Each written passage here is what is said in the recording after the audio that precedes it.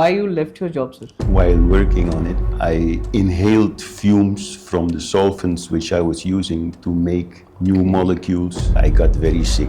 How you met Harish Dada first time? I met him in the Netherlands. He was giving lecture. So what is actual tools of Tantra? But how you breathe, the depth of breath and the rhythm of breath. A story can heal as a medicine also. The art of storytelling enhances contact with people. So what is Yantras? The deity has sound formula, which is mantra. What is the Leela game? Can you tell me something about Harish Johari? He could simply by touching the spine of a person know the whole life.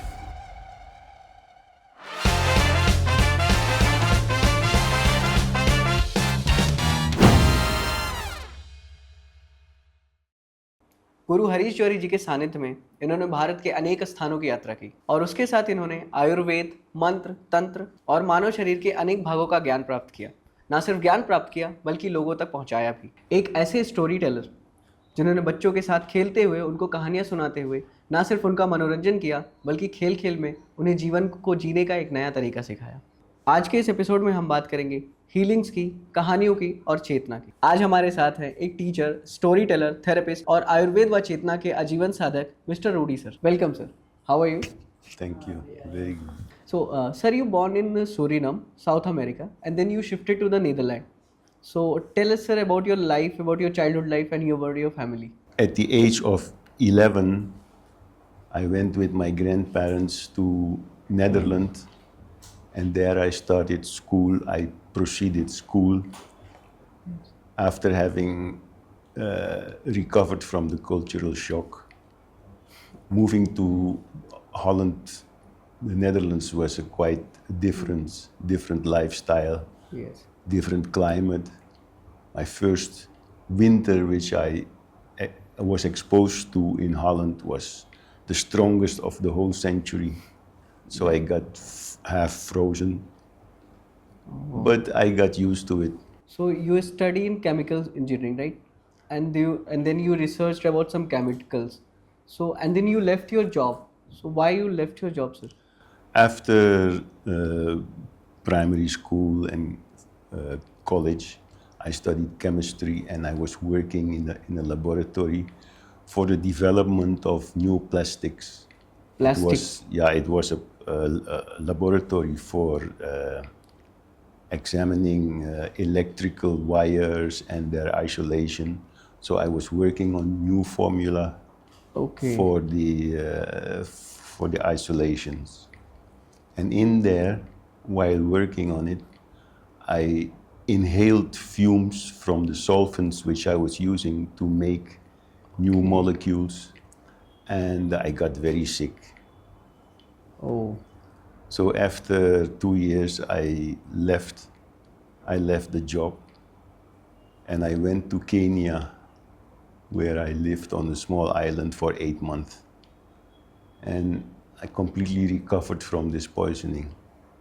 Wow. So you took any kind of medicines or yeah, I was helped by a natural healer natural? on this island, with herbs, and I had a good diet, and I was swimming every day. It was a small island, so I was more in the water with the fish and then out. So slowly my poisoning got out of the body, and I was again well. So when you realize that the body is not just a chemistry, it's more than about that, like consciousness or something. When I was a child in Suriname, I used to play with all kind of creatures. I had dogs, my grandmother had chickens and doves, so I was accustomed to dealing with other creatures. And one of my favorite games was to catch a fly and put it on an anthill and sit down for hours and look and see what they were doing with that.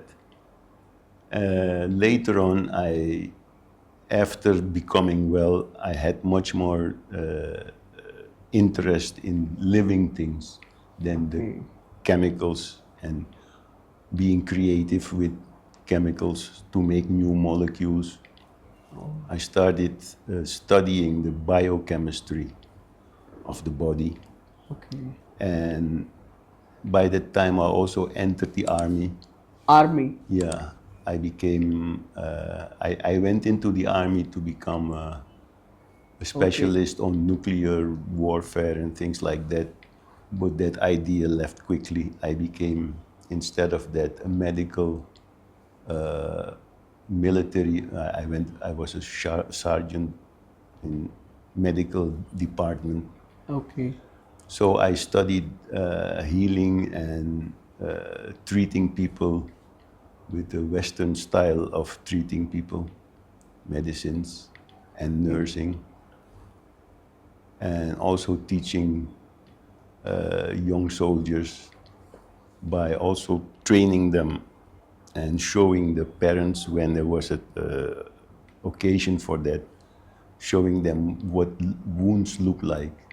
So I would work on the soldier's arm and make it a terrible wound with schmink. So you made soldier's arm. Yeah, Okay. So it's a prosthetic, I think. yeah, yeah. It wasn't a real.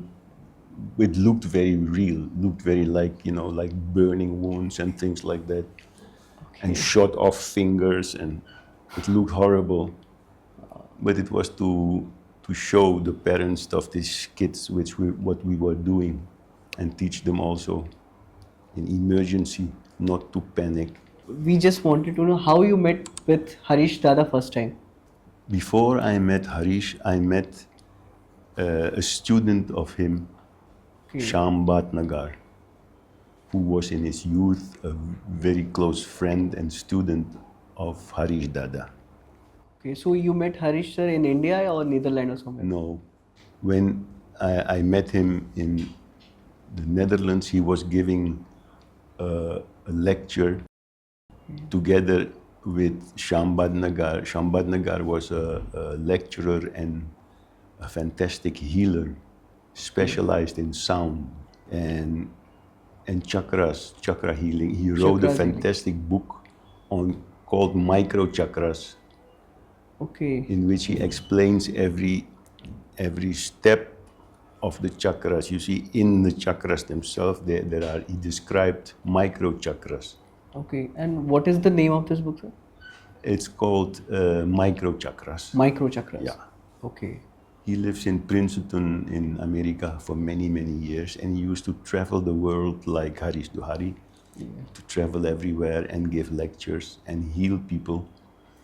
He could simply by touching the spine of a person know the whole life and give good advice for people to become well again. What is it called? Healing? It's a kind of sound therapy. Oh, it's a sound therapy. It's based on Nada Yoga, Okay. understanding of sounds, because every part of the body has its own sound. Okay.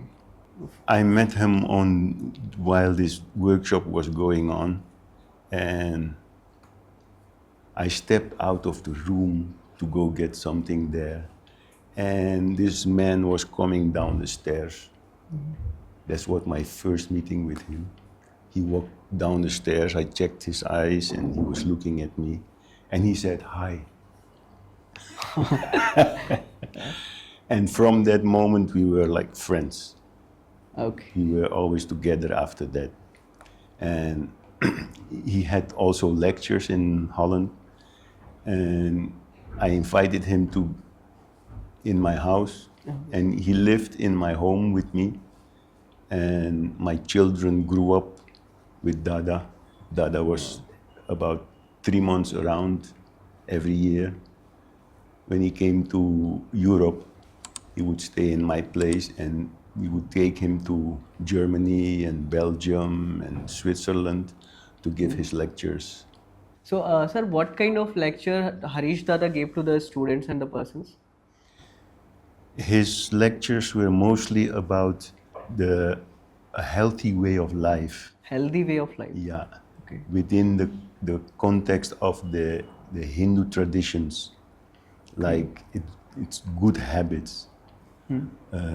Waking up early in the morning, he would always be awake before sunrise, about half an hour or 1 hour before sunrise, in the time called Brahma Muhurta. Yes, Brahma Muhurt. In that time, he would be ready, make himself ready for the day, like, and show everybody or tell everybody also to do the same thing, to be clean, have a bowel movement, wash yourself, wear clean clothes. Then his day would start. And most times his day would start with doing japa. Japa. Yeah. He would every day write a letter to his wife. Okay. And around each letter, before writing a letter, he would make a pattern, which I will show you. He made a pattern of Sitaram, Sitaram. in all the colors of the rainbow, connected to the colors of the day. See, like on Monday of the day of the moon, he would make blue letters, different shades of blue. Tuesday, day of Hanumanji, he would use red, etc. Every day of the week, he would have different patterns and different colors. And then on that paper, he would write a letter to his wife. It was his daily habit. Wow. Yeah. Nice. So he was a great example of how a dedicated husband would keep contact with his wife, although she was far away. In all those years, I've never seen him sleeping, although he was right in my home. And I used to give him my room. So I never saw him sleeping, he was always awake. Even while going to a place in the car, he would be dozing as if he was sleeping, but he was fully awake. A few times he actually saved our lives, driving, because I was also having a little sleep sometimes, and then driving all the way like 400 or 500 kilometers to Germany. And sometimes it was heavy, like my eyes would fall down while I was driving. And I loved driving fast. So a few times I was falling asleep. Then one moment he said, "Hey Rudy, what are you doing?" Then I opened my eyes and I was like this distance from a big lorry, which was driving slow. And I said, how did he know? It was many surprises with Harish Johari. Another time he would do something and explain later. Okay. There was one day a lady in a workshop that irritated me by asking lots of nonsense questions. And even when we were going for a little walk, she would walk behind and, fill my ears with all the nonsense. And my reaction to it would be actually just shut up and go away. And at that moment, Dada took his shawl, he was wearing a shawl, and he tied it around his right ear. He just tied it around his ear. And afterwards I asked him, why did you do that? He said, I listened only with my left ear because then I didn't get irritated. I didn't listen with my rational mind, but with my emotional mind. And she needed attention, so I gave her attention. And he never got angry or irritated with it. Okay, and so I was boiling, go away. So is it a fact that right ear is related to the emotional something? Yes, after that I used it many times, that trick. Because I would be with many people and giving lectures and things like that. And some people would try to eat my brain. Yes. And I didn't get irritated because then I concentrated on what I heard with my left ear. And your left side is much more, its feminine side, is much more ready to accept what is there instead of fighting it. So, sir, is there anything you learned from Dada and you never got from somewhere else? He was like a fountain of knowledge. Everything which he did had a purpose, and he was patient with people, and he used to play with my children. He could become a child with children and do all kind of funny things, and sit down with a professor and talk philosophy or talk science, and he just adjusted to the listener. You know, with my children, he would draw something. They would come to him. I want an elephant flying, and he would sketch it for them, and they would be busy for hours filling that in and coloring it. And then they come back with a flying giraffe, and it would come out of his pen fluently. And they would be busy again. So he could keep children's mind also busy. So, what is your favorite food of Harish Johari, sir? One of his favorite foods was methi aloo. Methi aloo. Yeah. Methi is a beautiful spice Yeah. which everybody should eat many times. It's a healing for the liver and the gallbladder. In this, Harish Dada explains what tools we can use to balance the body, to balance the mind. Mind is very strongly connected to the nostrils. When we breathe fast,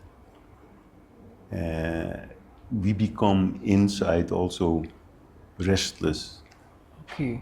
When every part of the day, our breath changes. The breath doesn't go through both nostrils all the time, but one nostril will be dominant. Okay. And this tells us about the state of our body chemistry. In the tantric science, is a very important part, because Tantra is dealing with controlling the prana, controlling the energy in the body. And breath is mind. Breath is the active ingredient, or it's the body of mind. Okay.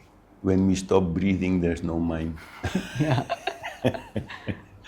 So the flow of breath is very important to control the mind. In Tantra is practice in pranayama, and this means slowing the breath so that the mind becomes calm.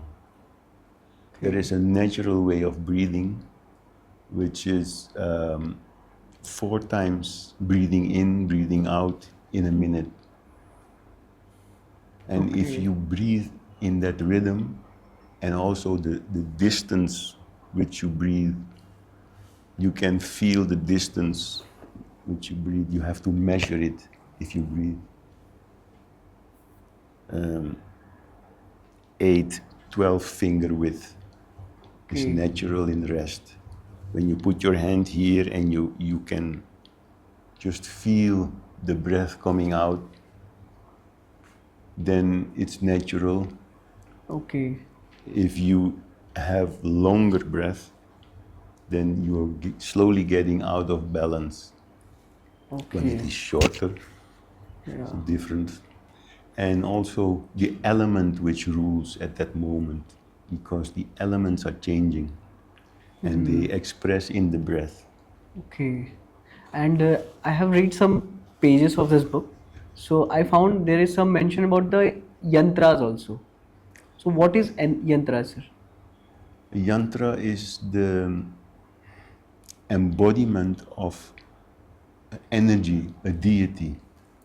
Deity. Yeah, the deity has a sound formula, which is mantra, Yes. and a a form which is yantra. Okay. So every mantra can be used with a yantra together while concentrating on a yantra, keeping your attention at the form, at the lines and the colors. You can repeat the mantra that belongs to it, which goes with it, and you combine that energy, then it works much stronger than each of them separate. Okay. So Tools for Tantra explains how that works and how you can construct a yantra. Okay. So we can construct the yantras also. Yes, you can draw the yantra. I can draw. It has a basic formula, like it's squares, triangles, and circles. And petals are delineated from the circle, and they help. A yantra help to focus attention. Slowly, you go with your attention from the outside of the yantra to the inside, the bindu. Bindu. Yeah, the bindu is the middle point. Yeah. And once you concentrate on that for a longer time, when the mind becomes a little calmer, then you can experience really miraculous things.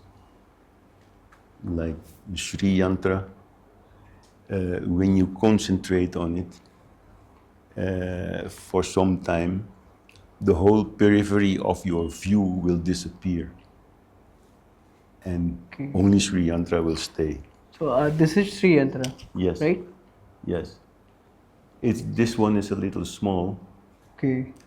but in the book you will find the Big one. bigger proportions. But even small, it will work. And you concentrate you start with the circumference, the outside form, Okay. the template, and you go inside. And when you reach the center point. you keep your mind on the center.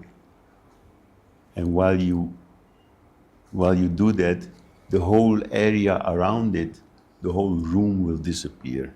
You cannot even see it. Mind is difficult to focus. Like mind, the breath is the air element. Yes. And the air element has characteristics of instability. Instability. Air doesn't stay in one place by itself. It will go everywhere. Yes. And mind will do the same thing. And it's not easy to focus it. And Tools for Tantra, it helps in Tantra to Focus the mind. focus attention so that you can do something. When you are concentrated, you can do something. When your mind goes everywhere, you can't do anything. Cannot read. Everything will distract you and your mind will go the whole world around, but not what you are doing. So Tools for Tantra is a great help to become familiar with the mind and stop it from moving everywhere. So, sir, what is the true role of healing in daily balanced life? In healing, you share a stability with the person who is out of balance. Okay. You can help a person to become more balanced by healing. Like if a child falls, hurts itself, it will start crying because it's out of balance. And this crying naturally helps the child already to become calmer. But the first thing mother will do, or anybody who loves the child, will, come here and talk gentle, or touch it, little bruise, and you touch it or give a kiss on it. And the child will be happy. 2 minutes later, will be running around again, nothing wrong. Yes. So that actually is the essence of healing. Okay. By science, Western science, healing has become something else because it's very concentrated on the physical side. We see a damaged organ, they take it out and throw it and put something else in between. Or they'll see the chemical balance. You have pain, we take a painkiller and kill the pain, you'll be happy again. Okay. But the side effects come later. Okay. You know, so it's a rational way of dealing, which is fantastic. It helps. It helps. If you have something wrong, go to a doctor, please. But be careful, the medicines which doctors give sometimes have side effects. Okay. The Ayurvedic way is different. It deals with only the 5 elements. In chemistry, you deal with 108 plus Plus elements. elements. The only elements of the physical world. Yes. In Ayurveda, in Eastern knowledge, you work with only 5 elements, and they cover the whole world. In the creation, these elements come in a certain way, and they are associated with all different active actions and different materials. And also, and the most beautiful part of it, they are also connected with behavior. Okay. So the air element is not only what we breathe. The air element is expressed in every motion, in flowing. The flow of blood is due to the air element. Okay. The changing of your mood has to do with air element. If you go to a high mountain, you will experience a different kind of consciousness. Yes. If you, like astronauts, go beyond the atmosphere and you come back, most of these guys, they become very interested in the religious part of life. So, sir, what is touch for health? Touch for Health is Yes. a technique which I learned, which I used in diagnosing and helping people Okay. with their own experience in the body. If you bring something which is not healthy for a person, for example, some food which he used to take, on which there is a wrong reaction, like a person taking milk and not feeling good with it, then Okay. you can show it in the body, because the body reacts, the whole body reacts on something which it doesn't like. Okay. And by feeling the strength of the person and the difference of strength when you bring in contact, they bring the body in contact with that material, you will feel a decline in strength and force. Oh. So this is a whole system developed by a lady which I have followed the courses, and I used sometimes to diagnose and find out what is the problem with somebody, Okay. and then slowly how to heal it. Okay. So, can we do here? The technique can we do here? I can show you. Okay. Yes. How? Give me something which for sure will not be good for you, like sugar, With sugar. and we'll bring it close to your body and then feel the difference in strength which you have. Okay. We have sugar here. Like the strength in the arm can be an indication. Okay.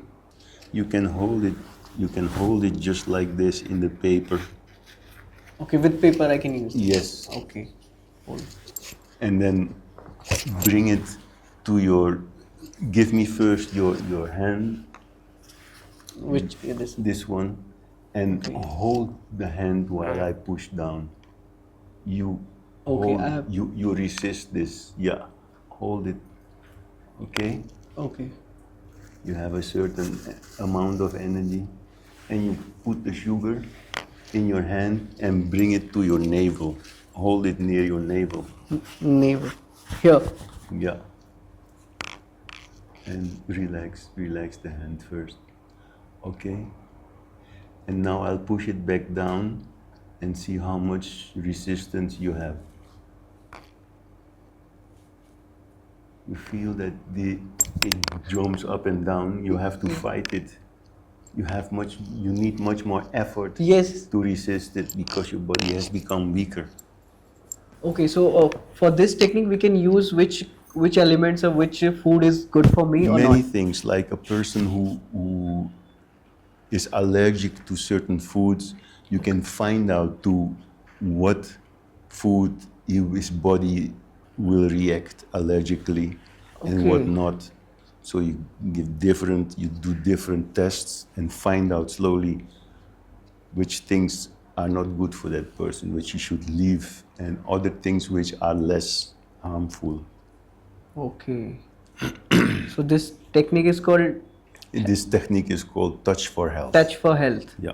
The scientific name for it is kinesiology, Okay. because it's always connected with movement, the kinesial side. So when you came India first time, sir? 1987. Okay. 1987. With Harish Johari, sir? Yes. With Harish. I stayed with his family in Bareilly. Used to live in Bareilly. Yes. Bareilly. Yeah. And we used to go to a temple, small temple, and this is Mohand was a saint called Baba Dwarkadas. Baba Dwarika Das. Yes. Okay. In Bareilly? In Bareilly. Okay. Not so far from his home. Oh. And they were very good friends. And Baba Dwarkadas did not speak English. He did not speak a lot. Sometimes he would say something. Okay. And in the evening, we would sit down at his place in a very modest temple. And Baba had a cow, and sometimes a calf would be with it. And his cow would react to his voice. Oh. If he said Siddha, the ears of the cow would go up, and she would look around and be happy. And Baba Dwarkadas was a fantastic healer. Okay. People would come to him with problems, and even if the person sent somebody else, like somebody's mother was feeling bad in bed and she would stay in the bed, she would send one of the children to come, and Baba would heal on distance. And really fantastic.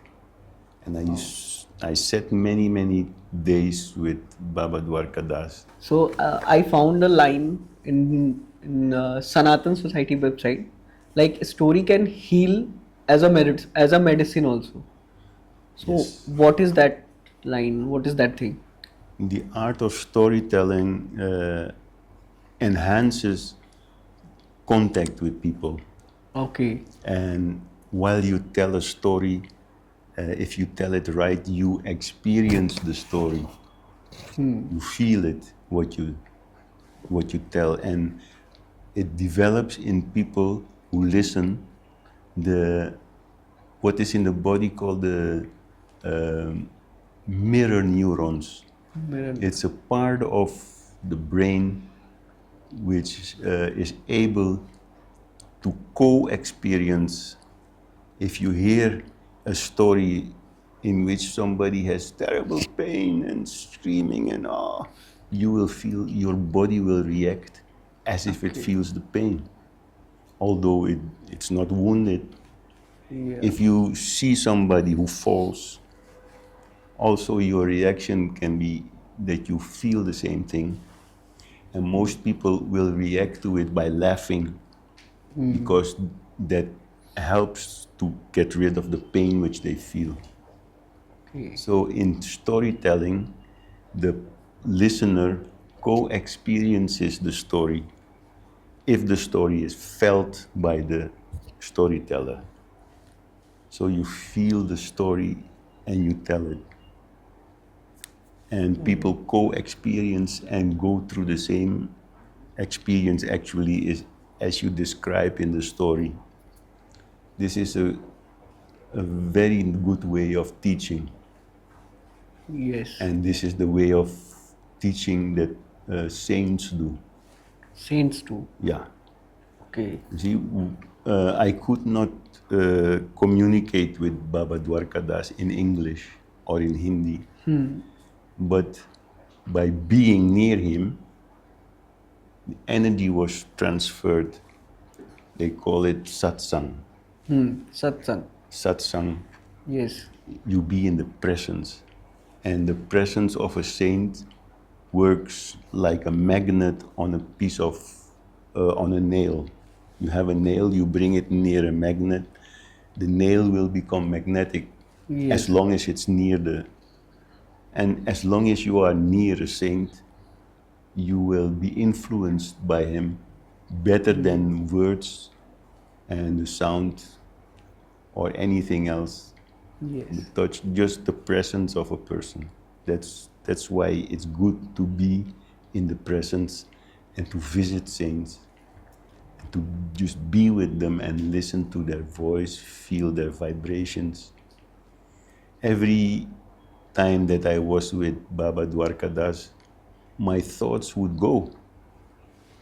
Was no thinking. So by his mere presence, the mind would become clear. Thinking would just go. I was missing my family sometimes, feeling, I sat with Baba and never. Every wish I had about my family, everything I wanted for them, like good health, happiness, everything just happened. Just by being with the Baba. Swar yoga. Yes. What is Swar yoga? It's working with the swaras, the nostrils. Okay. By working with Swar yoga principles, your body is able to, to align with the energy, especially of the moon. Okay. It is the of the moon changes the dominant breath. You never breathe through both nostrils long at the same speed, same time.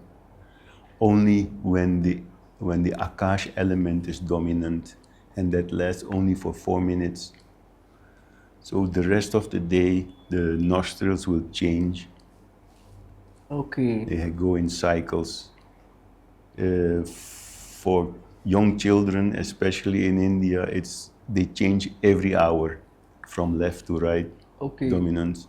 In Americans, Harish Johari did also experiments in America with Professor Khalsa, Okay. and they found out that in Americans, this cycle changes every 3 hours, up to 3.5 hours. So it's different, maybe different food, maybe different environment. Yes. So, and these changes are very important for health. If you eat, it's the best to breathe through the right nostril. Right nostrils. Yes. And a good habit is to lay down, if you have problems with digestion, to lay down on your left side. Left side. Yes. That's when the right side of the nostril, the right nostril opens up and you breathe more air through the right nostril, and then your acidic energy will be better, your digestion will be better. Okay. When you have to deal with family, like you talk with your mother or your father or your brother or sister, you want more the emotional side to work. So it's best only to talk with them or to discuss something when you are breathing through the left nostril. And then many little habits can come into your life which help to be in balance. Like if you enter a home, always try to breathe left and step with your left foot first in the home. Okay. It helps to keep the peace in the home and to make you peaceful after a day of stress outside. Wow. So there are many practical things in understanding the breath and the mind, and the breath controls the mind. And they're all an expression of consciousness. Understanding the elements and the rhythms of the breath helps you to come in a good rhythm in relation to the moon. When there is a full moon, there is lots of moon energy, lots of lunar energy, and to balance that out, the period of Brahma Muhurta will, after that, at the sunrise, your breath, your nostril will change to the right to balance the extra lunar energy. And that will happen 3 days after each other. So the first 3 days after a full moon, you should be breathing through the right nostril at sunrise, up to 1 hour after sunrise. So all these little things help a lot. So this is Swar Yoga. This is Swar Yoga, Swar Yoga exercise. Okay. And after the new moon, you have the different opposite. And through the rest of the month, Yes. it will change also from left to right. There is a calendar made for that, called the Swar Yoga calendar, Oh. that will tell you each day which nostril should work at sunrise, and then up to 1 hour. If you can keep that, you save yourself from lots of problems in health and feeling good. It's all described in the book of Breath, Mind and Consciousness. Yes, yes. We have this book of Harish Johari. Yeah. And in the internet you will find a app Okay. which shows you that every day. It's called Destiny Control. You can download it. It's free. Oh. And if you consult that, you know exactly what nostril should be working on what day. But you have to be aware of the sunrise. You have to wake up before sunrise, be ready for it. So, sir, what is the role of sound and vibration in human consciousness? Sound is very profound. In the Hindu version of the creation process, sound was the first came out. Okay. Consciousness by itself is not interesting to express itself. It is in peace, like Shiva. He's always in meditations, always in samadhi. He needs his wife to come. He needs this female energy to bother him and ask him questions. Otherwise, he will stay in samadhi. He will not come down. So this female energy expresses itself as nad, Nad. sound, Okay. and vibrations. These vibrations, they kind of condensate into elements. Okay. This nad expresses itself when nad comes differently.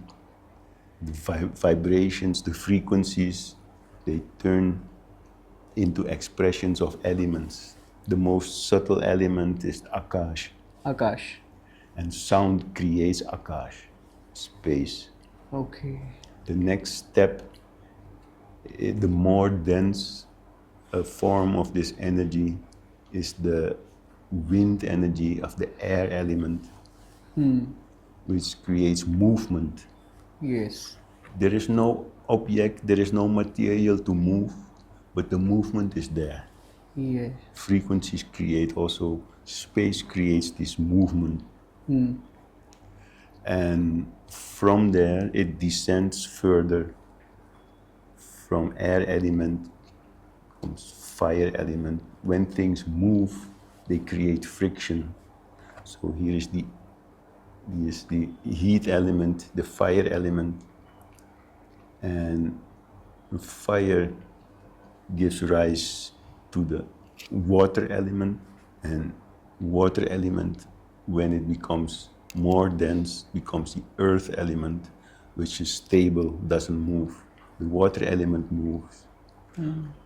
In coming down, you'll see that the higher elements lose slowly, they leave the game Yes. when you go up, but the descent up to earth element will contain all the other elements.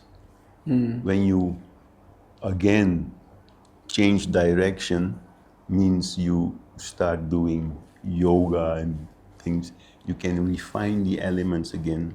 So move from first chakra, earth element, to second element, Okay. which is the water element. Water element, yes. The water element contains all the other elements except earth. Except, Then you okay. come to fire element.